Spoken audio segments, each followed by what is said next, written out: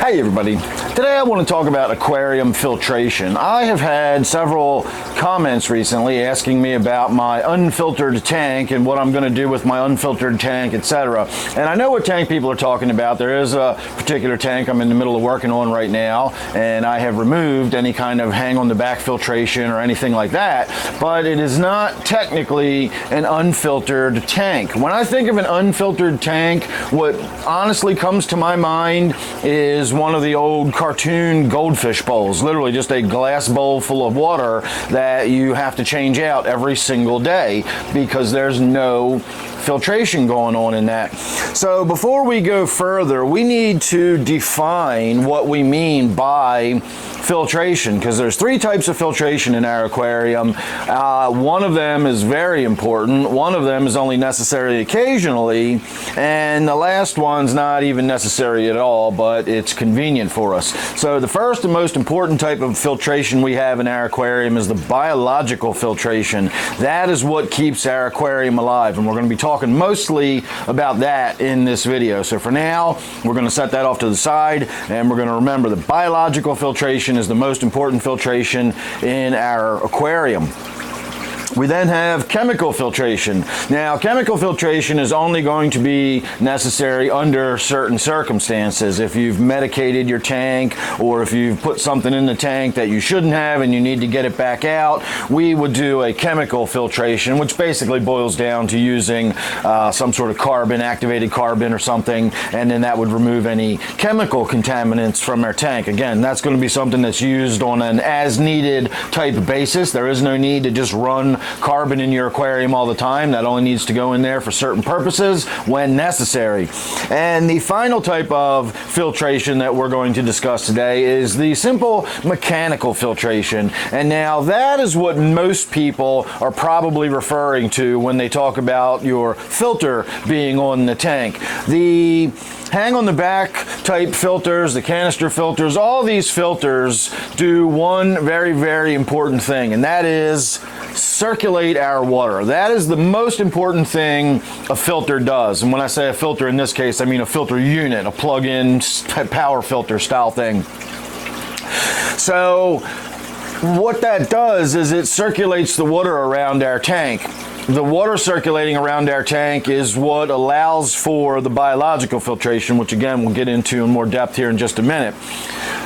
But it also gives us space. A power filter unit, whether it's a hang on the back or a canister filter, gives us open space. It gives us a volume of water that we can put media in there that biological material will grow on, or biological life will develop on and help with their biological filtration. And it also gives us a nice handy-dandy place to put some mechanical filter pads. And so as all the crud and fish poop and stuff like that is flowing through the filter, it gets caught in that mechanical filter. That part of it's not necessary. That's just sort of helps the tank stay a little more cleanly looking. It's still in the tank, it's still breaking down, it's still decomposing in our water column, and has not been removed from our tank in any way. It's just simply not there anymore. You can't see it. It's the equivalent of sweeping it under the rug. So again, that mechanical filtration is really not that important. You can accomplish the same thing by occasionally doing a gravel vac and just removing the stuff that collects in the corners, and that's effectively the exact same thing. Using the filter pad just makes it sort of out of sight, out of mind, and it makes the tank look a little nicer or whatever, but it's not really doing a whole lot. The biological filtration is where all of the real life-sustaining activity in our aquarium happens, and the biological filtration is due to a variety of different life forms. Chiefly among them is the bacteria that live in our tank, and that bacteria lives not just in the filter area, whether you have a hang on the back and you've got that little box with the little sponge pad in it, or you've got a canister and you got bio balls and rings and all that kind of fancy stuff in there. That's all well and good and fine, but it also grows just as well on rocks and down in substrate and on the plant material, and this woodwork back here has biological material growing all over it. And so even without the mechanical filter turned on, if we turn that power filter off in this tank will still continue to function biologically. And I've done that many times on accident. I've done a water change and forgot to turn the filter on, and it's been days, and I've never had any problem. And the reason is I have a big power head in the back, and I have air stones, and all that provides for the water circulation, which again would normally be taken care of by a filter, but it's that water circulation that is keeping the tank alive. It's moving the water around so that it's getting to all of my areas that have the biological material growing on it. It's moving water through the substrate, it's moving water over my plants, the plants are pulling some of the waste material out of the water. There's a lot of stuff going on within the tank itself that does not need anything that's going on inside that canister filter down there. And again, I've many times inadvertently left that canister filter off, and this tank has been just fine. Now, the tank in question we can have a look at for a moment is my 40 breeder. It was my New World, it was my native tank, and it had a huge piece of wood in it. And that was it. The piece of wood had sort of like a water fountain flowing over it, but that was all. There is no mechanical filtration in that tank. And if we look at it now, after I've removed that piece of wood, you can see that the water is really, really stagnant. It just looks like it's still, and there's nothing going on in the tank. But if we look in this back corner, I do have a small power head in there that's moving nominally. It's moving 240 gallons per hour. It's probably not moving that much since it's a little gummed up and clogged up. But the surface of the water is completely still. I've got biofilm growing on the surface, but if you look in the tank, it's got tons of rocks and gravel, and it's got water flowing around in there. It's got roots from a pothos plant that are alive, and so that tank has loads of filtration. It just doesn't have any mechanical filtration. There's nothing in there that's actually going to pick the little pieces of fish poop out of the water and hang on to them for me to then pull out on my pad, once a month or whenever I do my water changes. That's it. That's the only difference. So again, that mechanical filtration is just really not necessary.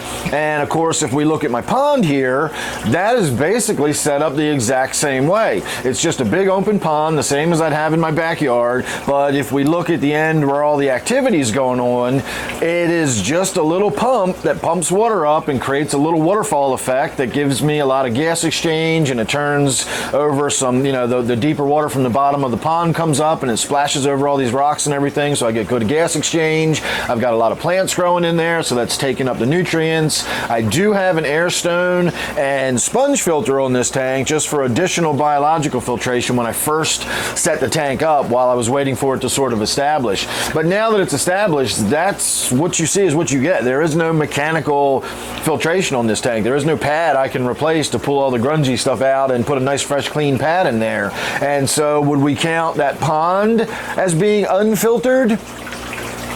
Again, every time I think of unfiltered, I think of a fishbowl where there's nothing in there except the water that the fish is contaminating, and once a day you have to remove that because there's nothing that's going to deal with that ammonia that's being produced. Remember, ammonia comes directly from your fish. It will come from the fish poop breaking down. It comes from leaves and uneaten fish food. All that stuff is true, but ammonia comes directly from your fish's gills, directly into the water. So if you've got a fish in a fish bowl, ammonia is being produced. It doesn't matter whether you see any fish poop in there or not. That fish has ammonia being put into that water.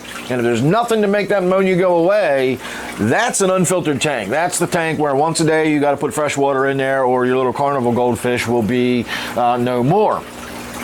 So that's an unfiltered tank, and it's usually a disaster. You just can't really have an unfiltered tank. And so thinking about filtration properly and thinking about it from a biological point of view, that's where the magic happens. Again, that's what keeps our fish tank alive. That's what makes the whole box of water become an ecosystem rather than simply a box of water with fish living in it. It's multiple organisms that are functioning together to create a livable habitat that they can all survive in. So the fish and the fish waste is providing nourishment for the bacteria. The bacteria is removing the poisonous byproducts to keep the fish alive. The plants are using some of those byproducts that are created, and it all works together. And so basically the whole tank is its own sort of filtration device. It filters itself. Again, just the idea of a mechanical filter is the least important part of it. It really does not matter. That's just a matter of tidying the stuff up. Because remember, just because that stuff goes and gets stuck in the pad, let's imagine a hang on the back filter, and let's imagine uneaten fish food, and you think, oh, I don't want that uneaten fish food. That's going to break down and produce a lot of ammonia and a lot of excess waste, so that'll get pulled up by the filter and sucked out of the tank. But will it? No, it won't. Think about it. What happens to that fish food when it gets sucked up into that filter? It gets stuck on that filter pad, and then it's just there. It's still there in the tank. The water's still flowing over it. That fish food's still decomposing and breaking down. It's not going anywhere. It's still in the tank. The only way it wouldn't be in the tank is if once a day you went and cleaned the filter, put a new fresh pad in there, and you took today's waste out of the tank and put another fresh pad in there. Otherwise, any of the stuff that collects on that pad is simply still in the tank. It's just you can't see it anymore. Again, it's swept under the carpet, but it's still there. It's still decomposing. It's still breaking down. And again, that mechanical filter is not doing a whole lot. All it's really doing is making the tank look a little nicer by pulling some of the physical detritus out of the tank. The magic is with all of that biological filtration, and that mostly happens if you've got a tank like this. That mostly happens in the tank. If you've got a bare glass bottom tank with no decor, there's no rocks in there, there's no woodwork, there's no plants growing, in that case, then you do need to provide excess housing for all of the biological material. And so in that case, you'd want to have some type of hang on the back filter, or maybe a sponge filter in there or something like that. The sponge itself would provide the housing for all the bacteria to live in, and then the tank would be properly filtered. But again, you don't need that mechanical filter. It's just the biological filtration is the important part, and then of course, like I said, chemical filtration when necessary. But otherwise, the biological filtration is where it's at, and I simply do not have a tank that is unfiltered. All of my tanks are fully filtered biologically. Two of them simply do not have a mechanical filter on them, and that's the only real difference. So that is my 4 cents on talking about filtration today. I'm sure we can talk more about it. Please leave me any of your comments, questions, thoughts, anything like that down below. And don't forget, I do a live stream every Friday night and Sunday night. Friday night I tend to revolve around more action live stream. We do some water changes and water testing and stuff like that. And then Sunday night is Q&A night, where if you've got any questions for me, if you've got any problems, if you're having any issues, or if you just want to know what my favorite color is, you can ask me that on Sunday nights. So make sure you're subscribed and you ring that bell, do all that good YouTube stuff. That way you won't miss any of my videos. So thanks for watching this one. I'll see you real soon in the next one.